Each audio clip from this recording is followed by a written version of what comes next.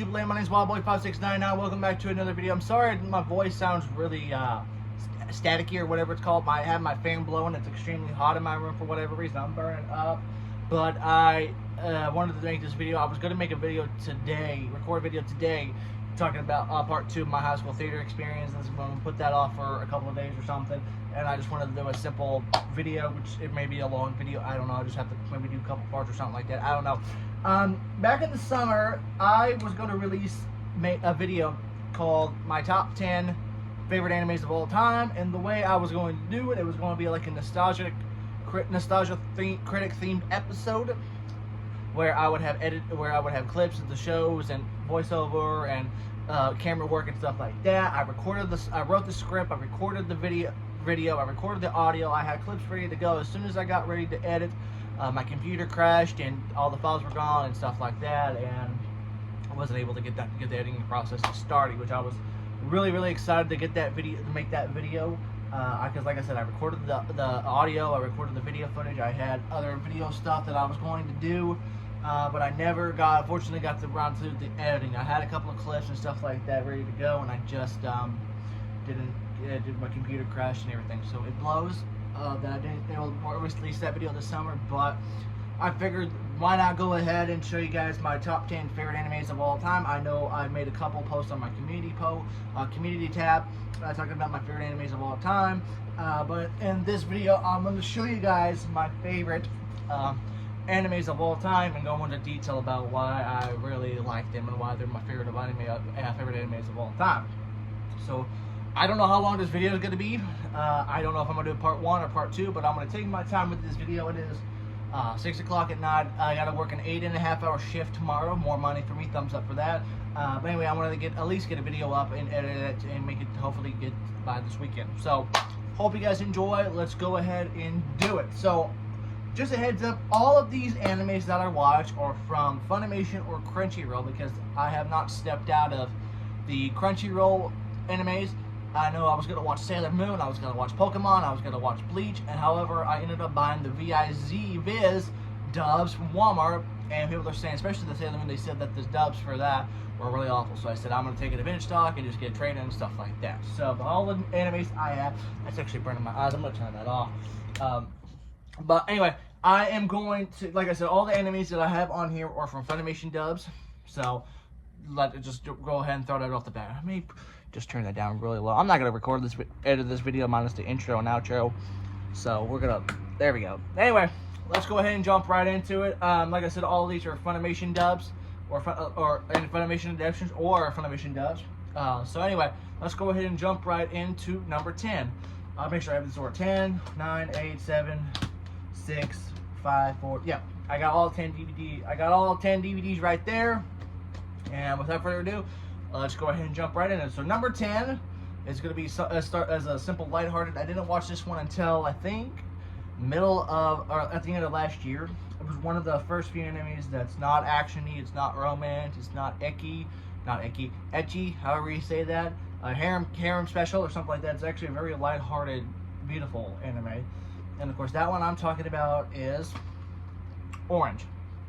Now, if you don't know the story of Orange, this was released by Funimation in 2016. This is when the DVD was released, and basically it's about a student named Naho Takamani.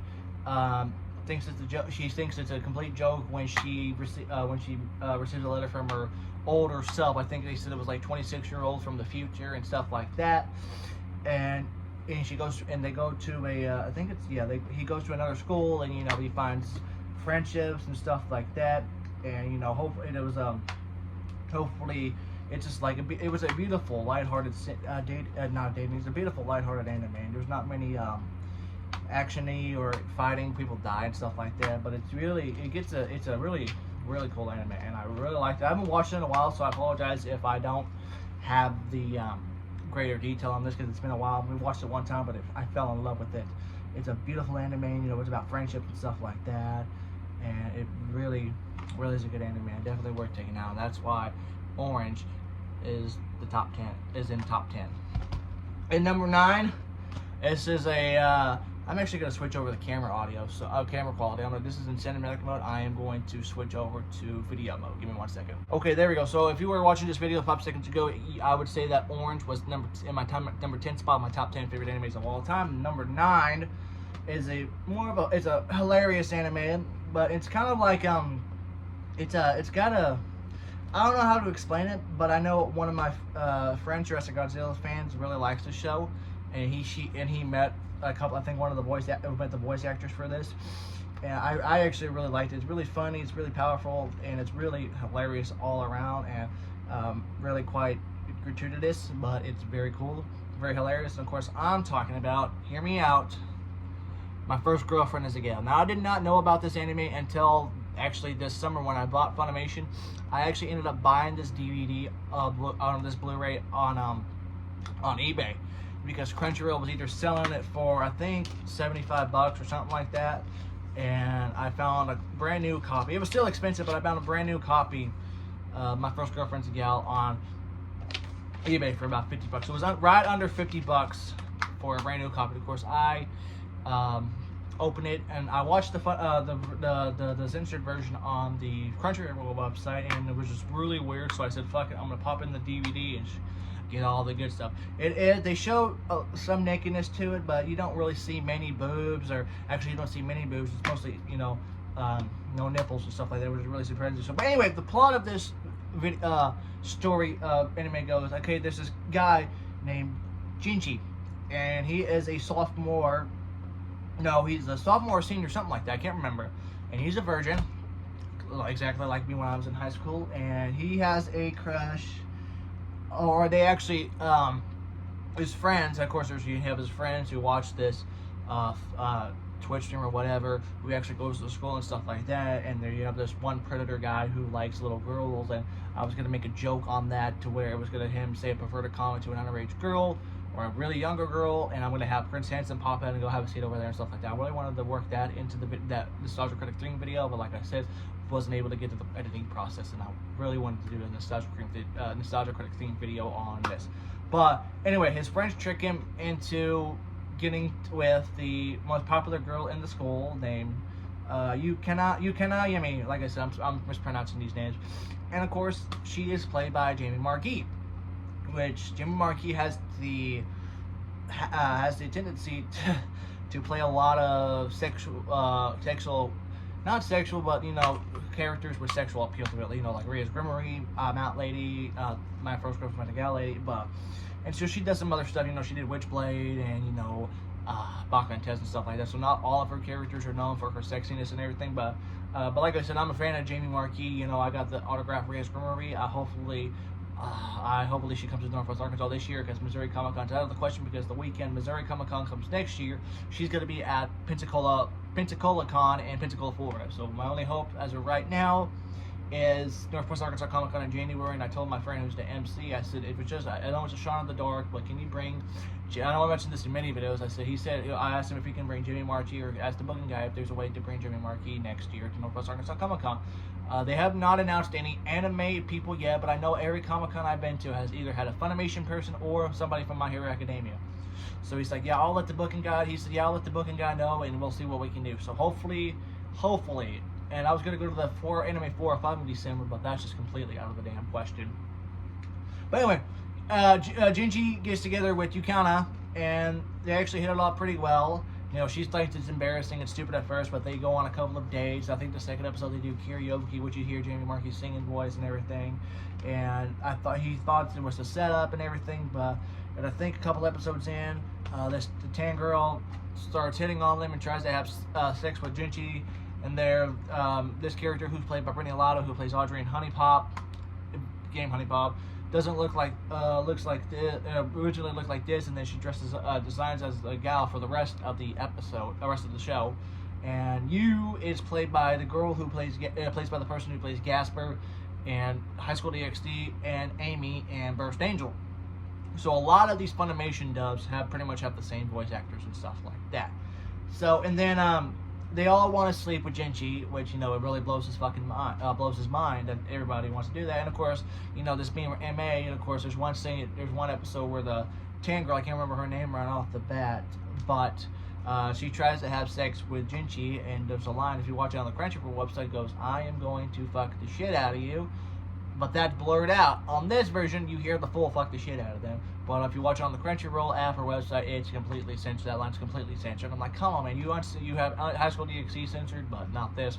But of course, there are a couple episodes they go to a beach for the weekend. They have jobs and something like that. And then I think episode 9, Jinchi and Yukana get into a big fight. And then the last episode, they make up and get back together. And of course, the last episode ends asks them if they actually slept together yet. Of course, they laugh it off and then confirm it. But watching this, I'm like, yeah, they did it off camera. And I was gonna make a joke about that in my Wild Boy my I think the Nostalgia episode they were in, yeah. Apparently, like I said, a lot of these animes are based on mangas. I know there's a manga of this anime and it's still going on, but as of right now, this is the only season and there's only 10 episodes, but they're absolutely really great episodes. I absolutely love the show. It is funny as hell, and it's a really, really funny show, and I really like the characters. Really cool, especially Jimmy Marquis' character, and it's really cool. So I would definitely recommend checking that out, and that is My First Girlfriend's a Gal. Really cool anime. I definitely would recommend it. That's why it's in my top number 9. Number 8 is actually a 6-episode mini-series, and it was based off of one manga novel, and it's got a 6-episode mini-series, and it's got 6 episodes, and it was first aired in Japan in 2006, and then it got an American adaptation in 2010, 2009, 2010, something like that. And this one is a really intense one. A lot of graphicness, fighting-wise, intense graphic, gory scenes and everything like that. Of course, I am talking about the series, or actually considered a mini-series, Ren, Daughter of Menonasi.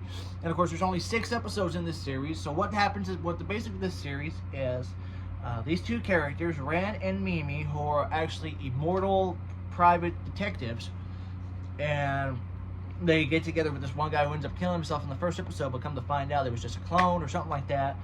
And so they have a mystery about somebody went missing, and the way they have to get clues or speak to the investigate or fix to the suspects or get clues is either sleeping with them, having sex with them, or going down on them and stuff like that, which you don't see many of that. I know there's a couple of naked shots, but nothing too crazy. Actually, there's a couple of scenes where you see somebody eating somebody out or sucking somebody's dick or something like that. Nothing too crazy. I know there's one character in there, if you want to get clues from them, you gotta have to sleep with them, and that's what Ren does. And of course, there's a lot of pretty much lesbianness. I know many people believe that Mimi character in the show is maybe considered a lesbian. I don't know. Like I said, I watched that series one time, and that's actually the second anime, I think the second or third anime that I ever watched, and I liked it. And the person who plays Ren is Colleen Clinton-B or something like that. I can't pronounce her name. She plays Momo in My Hero Academia, and she plays Luffy in the Funimation dub of One Piece. And Mimi, of course, is voiced by Jamie Marchi, which I couldn't tell. I didn't even notice that at first. But like I said, it's a simple, short anime. 6 episodes on the manga. There's only one manga of the novel, one manga adaptation. Like I said, the Funimation dub or the Japan dub aired in 2006, and we got the English adaptation of the Funimation dub in 2010 with Colleen Clinderback, Jamie Marchi, and a couple of other people on. I can't remember off the top of my head, but they play the 2 main characters. Of course, you can buy a couple of different versions. This is the version I bought online on the Vintage Stock website. Which I bought a couple of DVDs off the Vintage Stock website, either eBay, Amazon, stuff like that. I never even heard of Vintage Stock until we got them in the Fort Smith Mall, and I'm glad that we have something like that. Something like Hastings. Sucks that Hastings went out of business, and that's what sucks. But anyway, it is an enjoyable anime. I would recommend it. Easily the number 8 spot. That's why it's the number 8 spot. It's short and simple. Each episode's, it's a 6-episode miniseries, but each episode is 45 minutes long. So altogether, it's like 300 minutes, so it goes into a lot of detail, really intense, graphical, gory scenes, nothing too crazy on sexual stuff, especially with Funimation dubs, but really good anime, and that is Ren, Daughter of Menonasi, something like that.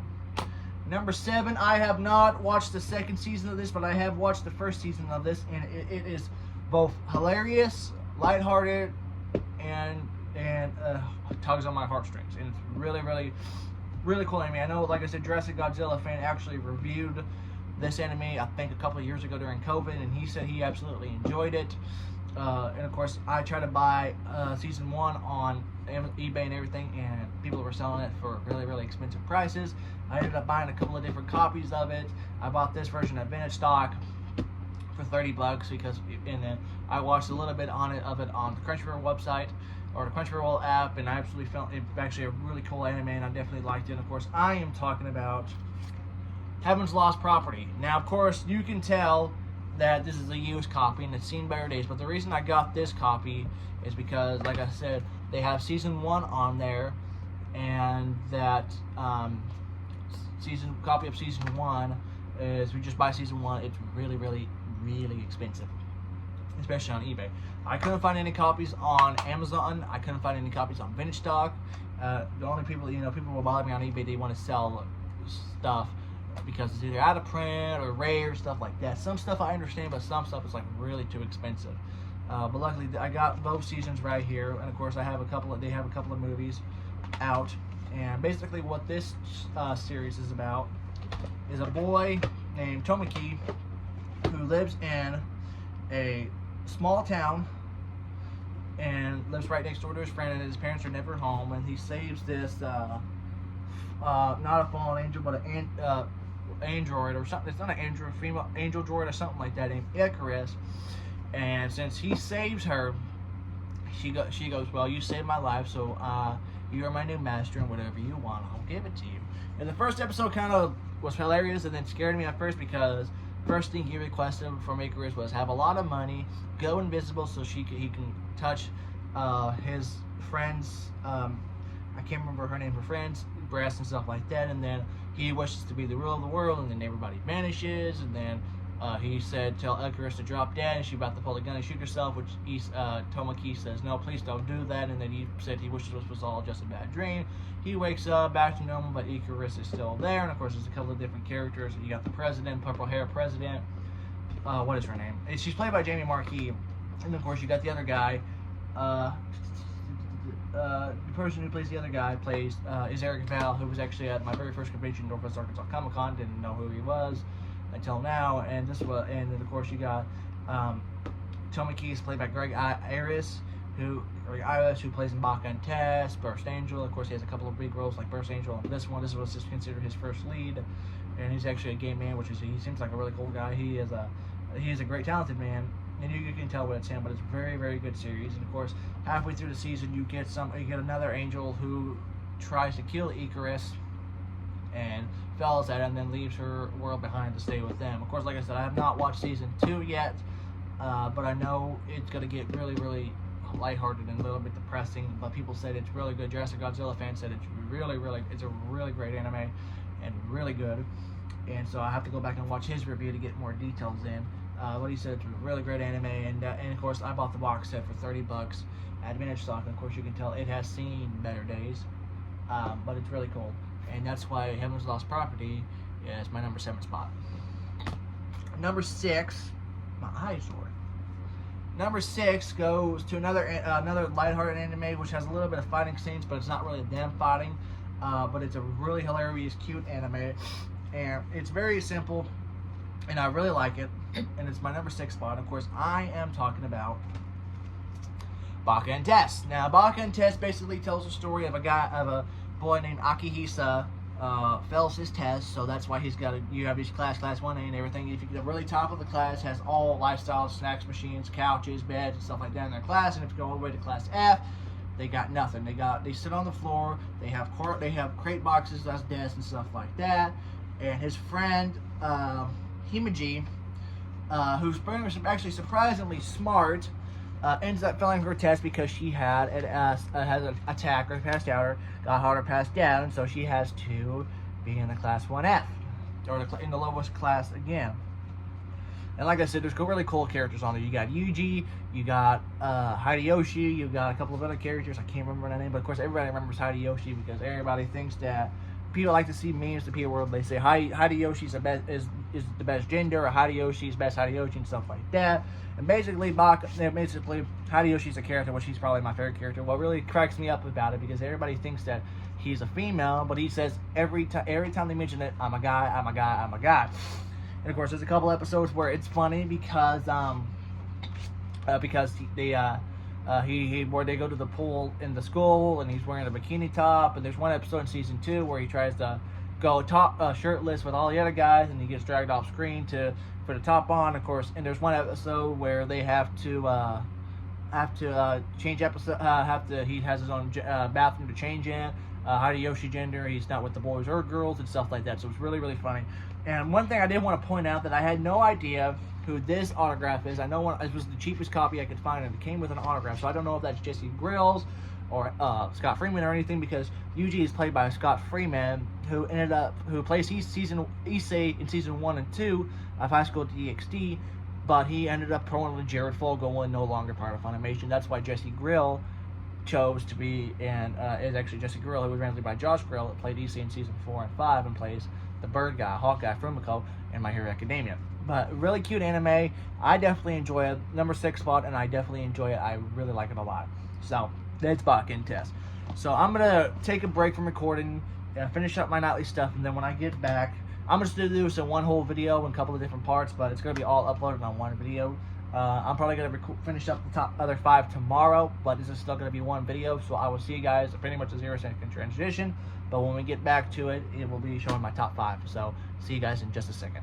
2,000 years later. Alright guys, I'm back, and before I jump back into doing let's file through a couple of things I wanted to point out from Bakken Test. There's a couple of things I wanted to point out. One of my favorite moments on the show is when Hideyoshi freaks out because he thinks he has to change with the girls, and he's like, I finally have a puppy, and Shoku hovers over Hideyoshi. He's like, you're gonna have to choose with Yuji, and he's like, I'm all right with that. And everyone's like, yeah, don't sweat it. You got this your own bathroom and everything. There's an episode where they're fighting in the hot springs or something like that. Girls are fighting with the guys and stuff like that.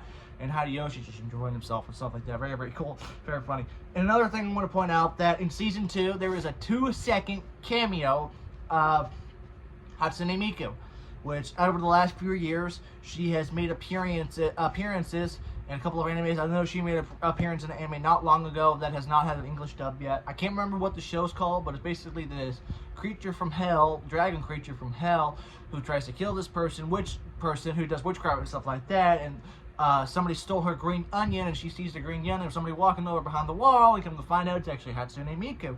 So the dragon character comes and takes the green onion from her, but ends up giving her 100 yen, which I don't know how much is 100 yen. Let me see how much 100 yen is. 100 yen in US dollars. So 100 yen for green onion in the United States is like 50 cents. So 100 yen in Japan, in the United States is 67 cents. So the dragon character gives Miku a 100 yen coin or whatever like that. And Miku looks at the coin and she's like, well, I only bought that green onion for 90 yen, so I made a profit. It was a very funny scene. Really like it. You can just type in Hatsune Miku green onion anime and stuff like that, and you can find it. So a couple things I want to point out. The reason I brought that up is because Hatsune Miku makes a 2-second appearance in Bakken Test. And also there's a couple of random scenes where they have these black people in black ropes and stuff like that try to kill Akihisa. There's a appearance a couple times. It's so random, but it's kind of hilarious too at the same time. Which they only do that once or twice in each season, but it's funny. But in season 1, they Class F ends up winning the battle, and so they all want Himiji to take the test again. She ends up failing it again because she wrote her name on the wrong person or whatever. And so Hakisa runs to the district manager, calls him idiot and stuff like that, and comes to find out she fails it just for him to be in the class, because I would be in Class F with all those cool characters. But anyway, that is number 6 with Bakken Test. A couple things I did want to point out before I moved on. Number whatever. So number 5 is an old anime from 2008 that's not based off a manga, but based on a comic book that ended up having a really shitty CW show in the early 2000s, and then Japan made their own series in 2006, and then we got the American adaptation in 2007, 2008, like that. And of course, I'm talking about, this show is freaking awesome as hell.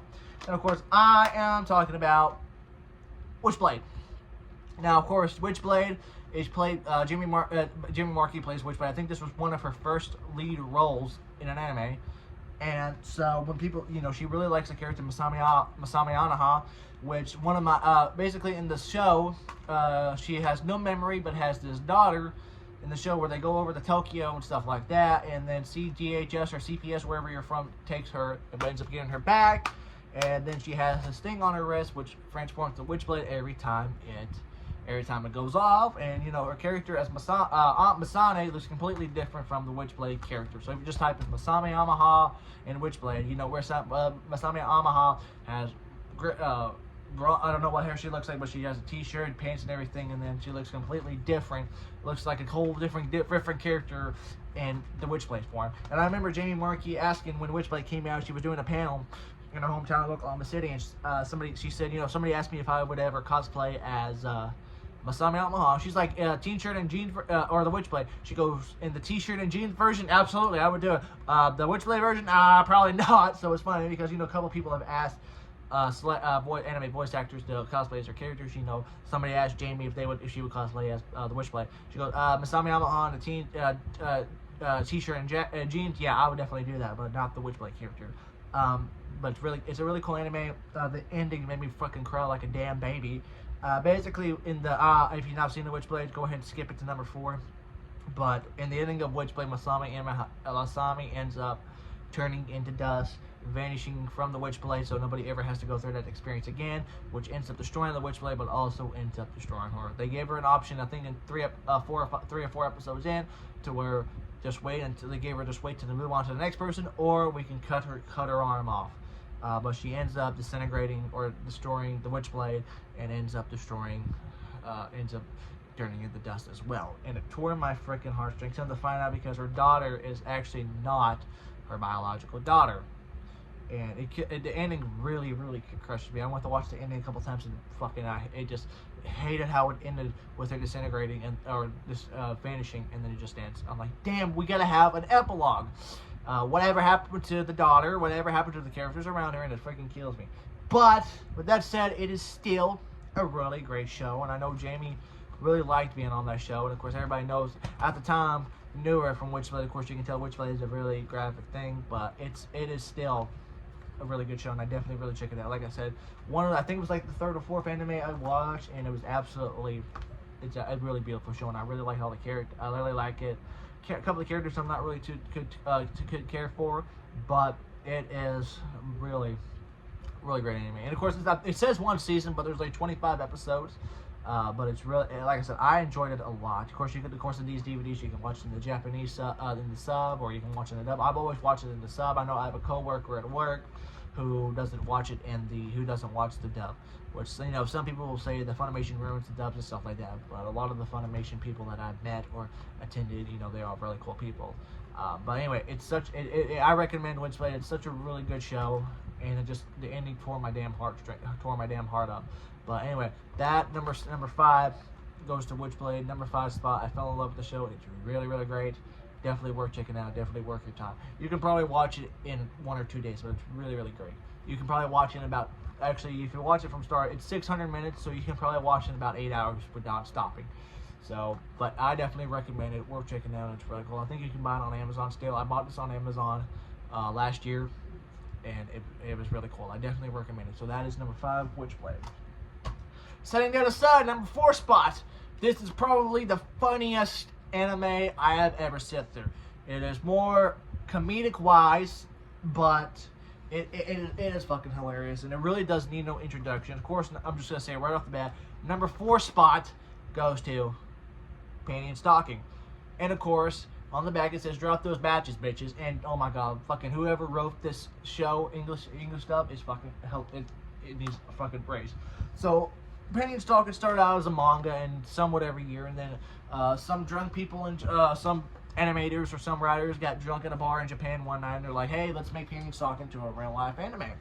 So that was that. So Panty and Stocking follows the plot of 2 angels who are kicked out of heaven and try to fight their way back into heaven by fighting demons and stuff like that. These are not your typical angels from heaven. Panty is a whore, and Stocking loves sweets, and it is a fucking hilarious anime. Like, if Angry Video Game Nerd was an anime, he would be right up there with this show. And of course, the anime was aired in Japan in 2010, and then we got the Funimation dub English adaptation in 2012. And so, if you can tell by it, it does not look like your typical anime. It really doesn't. It looks like a Western cartoon made in the U.S., and it's really, really cool, and you don't expect it that it looks like an anime. And this is freaking vulgar. They have so many stuff. They say shit, fuck, cunt, piss, damn, everything. And of course, Pansy has sex with everybody in every single episode. Stalking is obsessed with Steve. She beats the shit out of her dog, and it is hilarious. Now, they announced it, I think, last year, to where they were going to have a season 2 by a Japan company named Trigger. So hopefully, when they have that aired afterwards, they would bring the Funimation would buy, or Crunchyroll would buy the rights to it. So hopefully, I'm hoping Jamie Marchi and Monica Rial will repeat their roles in this show. And like I said, it's a very hilarious show, and it's funny as hell. And easily my number 4 spot. I definitely love it a lot. It is such a fantastic show. It is hilarious. I've watched it many of times. You can look up on YouTube. Stocking's best moments in 10 minutes. Panty's best moments in 10 minutes and stuff like that. And it is such a really great show. And Jimmy Ruber wrote this, did a fucking fantastic job. It needs a fucking raise. It is absolutely... It is a hilarious show. Like I said, it's more vulgar than graphic. Of course, there's some stuff where people that have shit all over them, and cussing, and the sex scenes are really not too crazy. Most of the time, panties having sex off camera, or you can see the silhouette and stuff like that. So it's nothing too crazy, but it is absolutely incredible. So I put Panty and Stocking at my number 4 spot in my top 10 favorite animes of all time. Again, number 3 spot goes to another lead roles.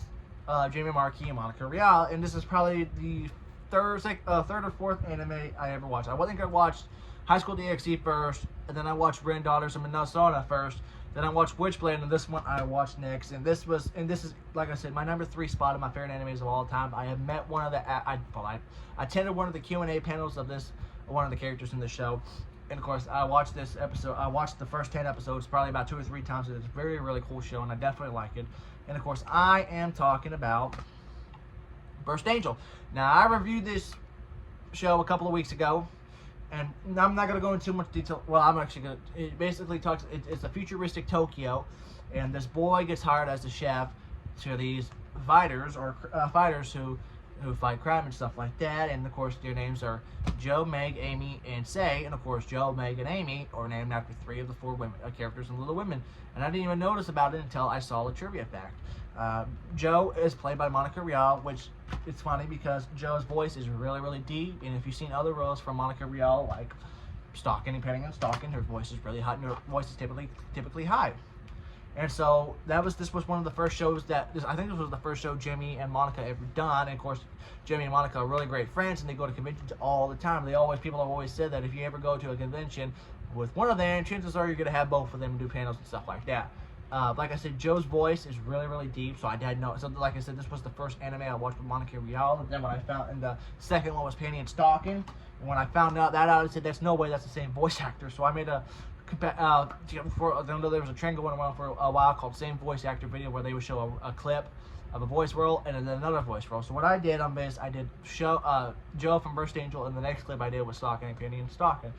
And one of my favorite lines from Joe on Burst Angel was the second episode where May gets kidnapped for the first time, and she makes the boy, I can't remember his name, who's played by Greg Ayers, makes him go with her, and he's like, "It's late, I have to go home and I have assignment, and I fucking almost got killed." And Joe's like, Meg tried to save your ass. If you're a real man, you return the favor. And that's what the clip I used for that video. And then the next clip was Stalking after getting electrocuted. She goes, "I just fucking came so hard," and that was funny. And actually, both videos from Jamie Marchi and Monica Rial got hilarious. He got so many positive feedback. It was actually really cool. And Meg gets kidnapped a lot in the show. She actually ends up going, I think the episode 4, 5, 6, and 7, or 5, 6, 7, or something like that. She is actually at a school, all-girls school, that's brainwashing them and stuff like that. And then I think episode 9, there's a Southern biker chick on there, which the only reason I brought her up because the first Comic-Con, when I attended Missouri Comic-Con last year, Caitlin Glass was there. Of course, everybody who knows Caitlin Glass is Mino from My Hero Academia, which I didn't watch My Hero Academia at the time. I only know her from that small role in Burst Angel, so being the first person that asked her the question at her panel at Missouri Comic-Con, it took her a few seconds to realize which anime, because I told her, I showed, I said, the first role I watched Burst Angel. She looked at me for a second, it's like, which show was it? I said, "Yeah, you played the biker chick in Burst Angel, wasn't that, or was that somebody else?" She goes, "Oh yeah, Burst Angel, yeah, that was me." I popped up and I said, "Oh, I thought Wikipedia lied to me." And so my question was to her was that, you know, you got to work with Jamie Archie and Monica Rial on a couple of different shows, you know, like My Hero Academia and Burst Angel, Phrasing and stuff like that. And so I asked him, what was it like working with both of them? She goes, yeah, we never worked with each other in the studio, but we attended conventions many times, and they're really wonderful people.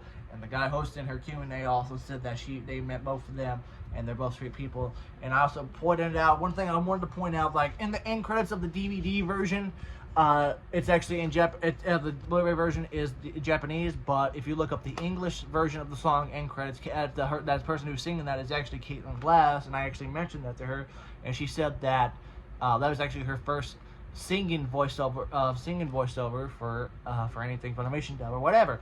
So, and like I said, Burst Angel's old. The manga aired in 2000. The manga was released in 2003 in Japan. It got an anime adaptation in 2004. We didn't get the English adaptation until 2008, and it took another 15, 16 years to get the manga in English. And before I ended got done and sat back down, I popped up and I said, I still need to meet James to show her my Rios tattoo. She laughed and she told me to slay, and she'll like that tattoo. But like I said, it was I didn't even think about bringing this to Missouri Comic Con. I thought about it, and then I didn't even think about bringing it. I'm like, do I want an autograph from another character that I had no idea, or do I want to get one from Shaggy from Scooby-Doo, and so from Witch's Ghost? And so that's what I did. So I'm kind of hoping she may come back to another Comic Con. I highly doubt she's going to be back at Missouri Comic Con this year since she was here last year.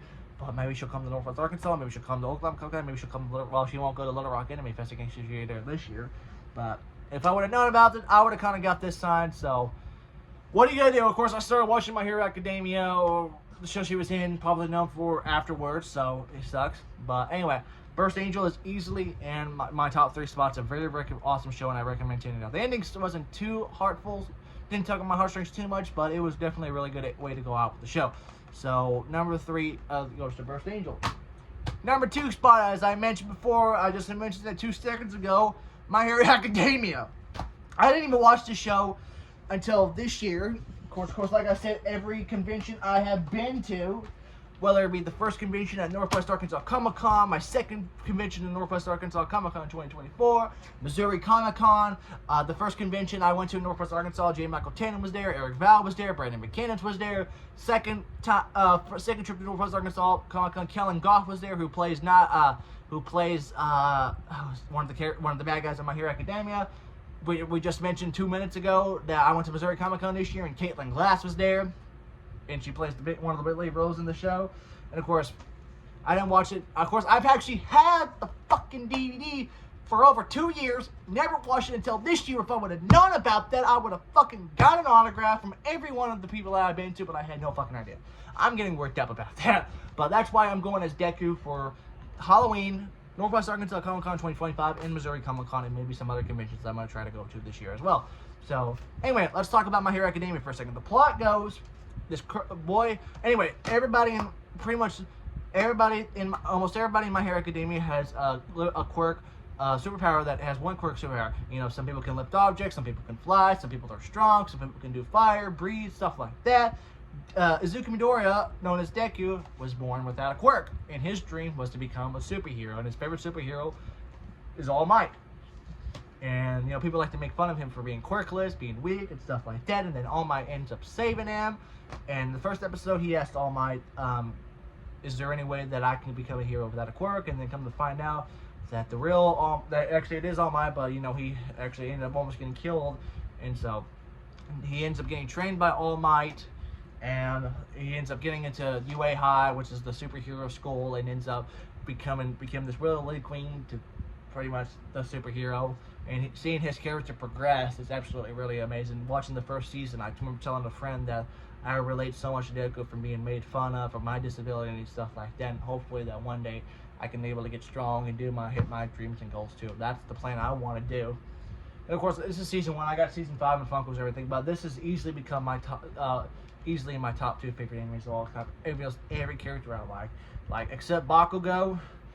I know he apologizes to Deku and for all the stuff he's done, and he ends up caring about him in season 6 or something like that. But I could not give a shit about Mineta. I don't think anybody in the show likes Mineta that much for being a perv. There's a difference because he's a perv that's unlikable, and then you have some people who are a perv but actually likable. And of course, you got the pro hero, All Might, Azawa, Mount Lady, Midnight, and you know one of the half of season 2 is pretty much the Olympic Games. And of course, fucking for whatever reason, they let Bakugo win. I'm like, you gotta be shitting me. Because I thought, because there was an episode where Achako, or the girl that Deku really liked or whatever, she ends up fighting Bakugo, and I'm thinking, holy shit, she's actually gonna beat him. Nope. Then he ends up winning the whole fucking thing, and it makes me mad as hell. But his character progresses so more, and the fact that he was able in the last season, he ends up admitting to his mistakes and apologizing for Deku and actually caring about him. It really warms my heart, like I said. And of course, some dumbass motherfucker ends up spoiling the fate of Midnight because she ends up getting killed early on in season 6. And I mean, people don't like Midnight for being such a horny perv around students, but it's hilarious.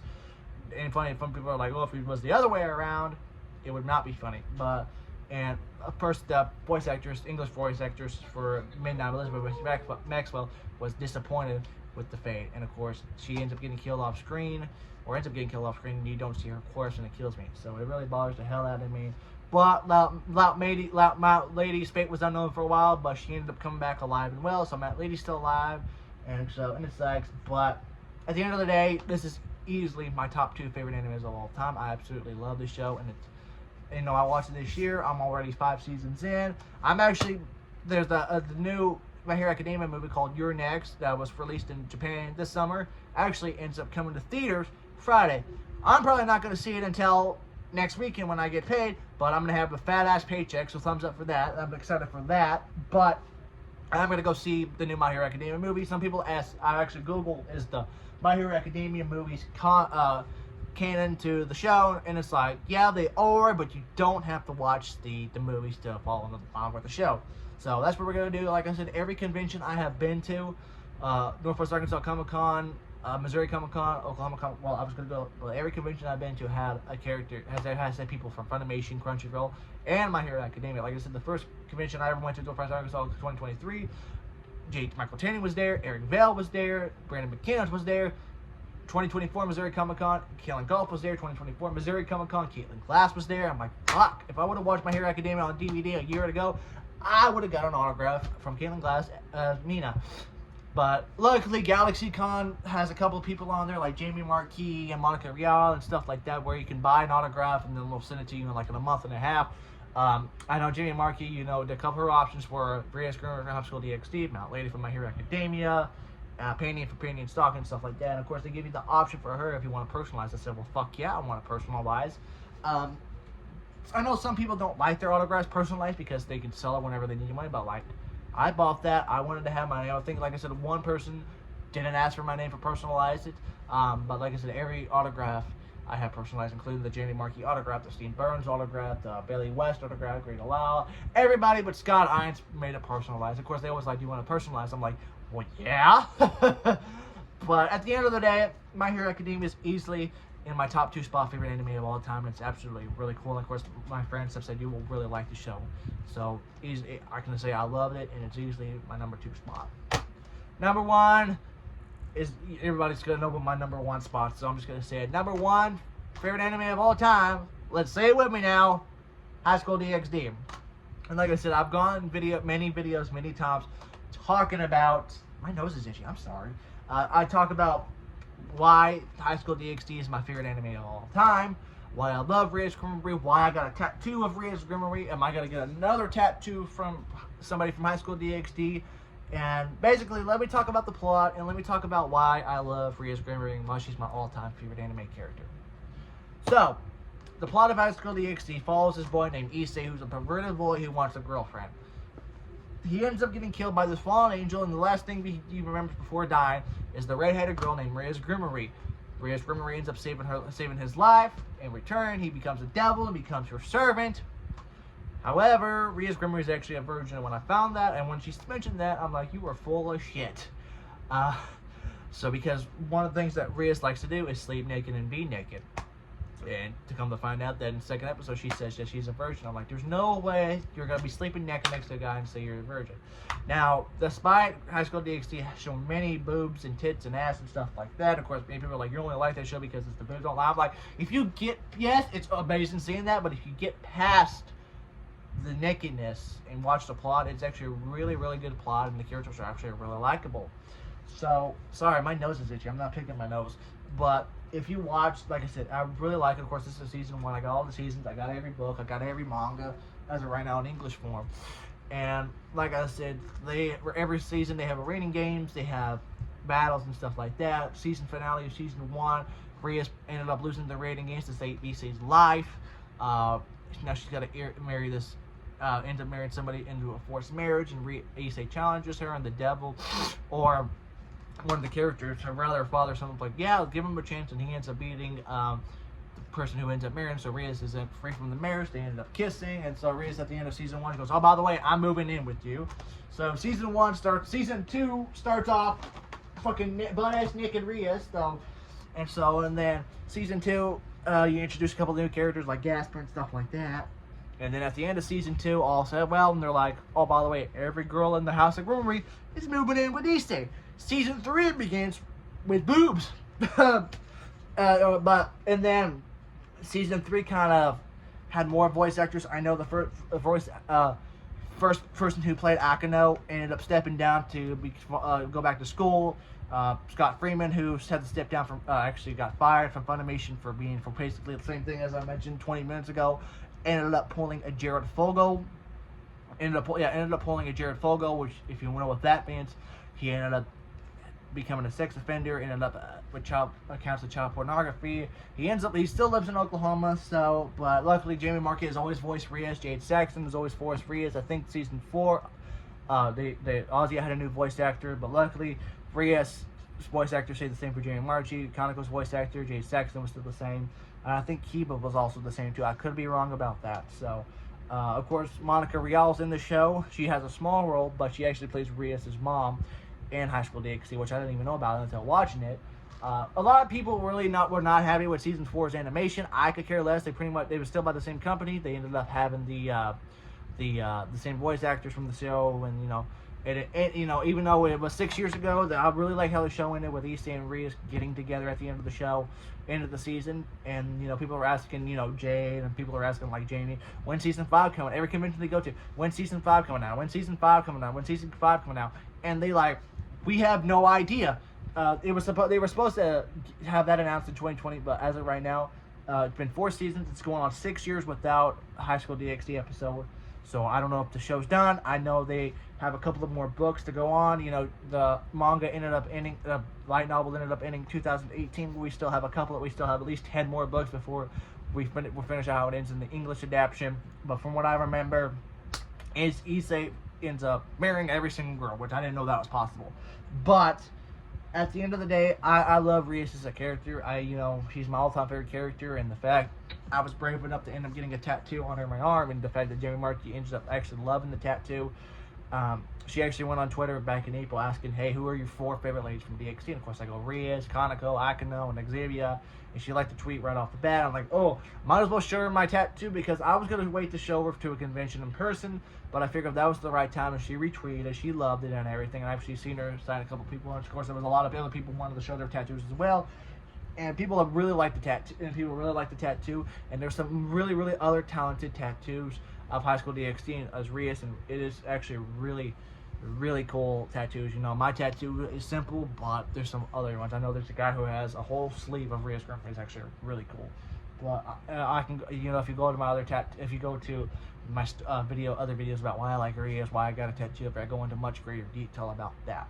But at the end of the day, High School DxD wins in my book. Everything about this show was absolutely beautiful. It was awesome. A lot of fighting. The nakedness helps out a lot, but it's actually a really funny, cool anime to watch. So at the end of the day, people call it cringy, but at the end of the day, it's going to be always be my number 1 spot. It holds a special place. So, that is it.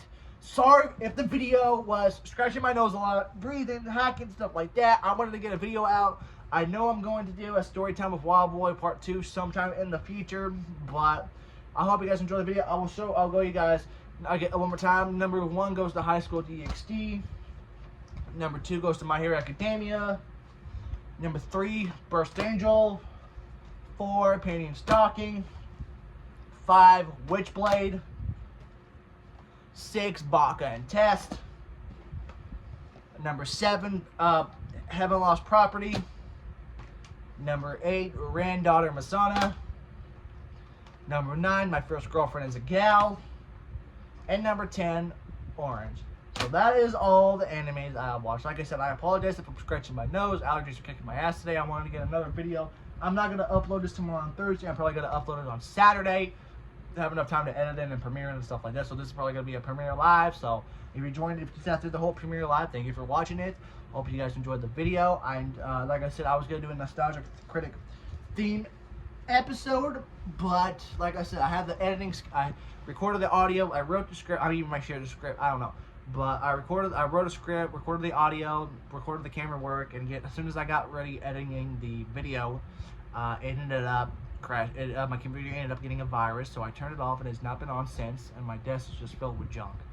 And I do gotta clean my room. I know it's messy over there in the room, but maybe one of these days I'll do a better video on this, and I will do a Nostalgia Critic theme video one of these days, because I think Doug Walker's a really talented person. He's been doing it for forever, and you know, I've seen people, you know, do the same exact thing, and I always had the vision of trying to make an editing video like that, Nostalgia Critic theme video like that. And like I said, I wrote the script in about 2 days. I recorded the audio, which took about 45 minutes. I recorded the video footage, and it took about 20 minutes. So all in all, it took about 3 days to do. And as soon as I got ready to find the clips and videos, it ended up fucking my computer ended up fucking crashing, and it fucking blows.